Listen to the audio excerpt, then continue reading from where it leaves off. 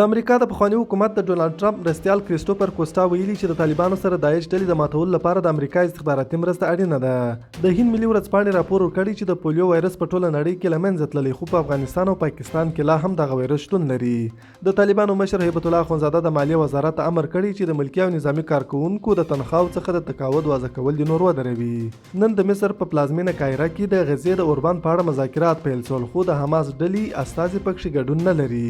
د روغتیا نړیوال سازمان د کندهار میرویس حوزوي روغتون سره د 15 ټنه درملو او روغتیايي توکو مرسته کړې. د هلمند په ګریش ولسوالۍ کې د غنمو د منډۍ څخه د زیاتې مالیې او ټیکې اخیستو پر ضد لاریونوالو باندې طالبانو ډزې کړي چې یو شمېر کسان یې پکښې ټپیان کړي دي.